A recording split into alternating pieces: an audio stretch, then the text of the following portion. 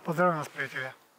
V tomto videu vám chcem predstaviť projekt a myšlienku priestoru pre spoločenské komunitné vzdelávacie centrum.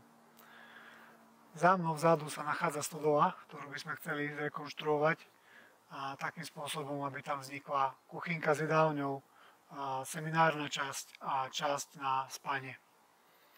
Na túto rekonštrukciu budeme potrebovať ešte dodatočne 20 000, aby sme vedeli zabezpečiť nové izolácie, niektoré dreva vymeniť, nové okná, izolácie podlah, izolácie striech, ale takisto aj nejaké vybavenie, pec a komín.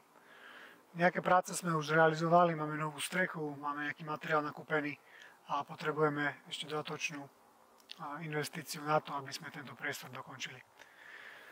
Priestor bude primárne slúžiť na vzdelávanie, a to spôsobom, že bude tu jednak prebiehať a bude tu priestor pre remeselnú školu, bude to priestor pre domoškolákov, ktorí niektoré aktivity potrebujú absolvovať v inom prostredí, a takisto priestor aj pre nejakú menšiu škôlku, pre maličké detičky. A takisto pre vzdelávanie aj dospelých prostredníctvom rôznych workshopov a kurzov, ktoré sa tu budú odohrávať. A ďalší účel je samozrejme sebarozvoj.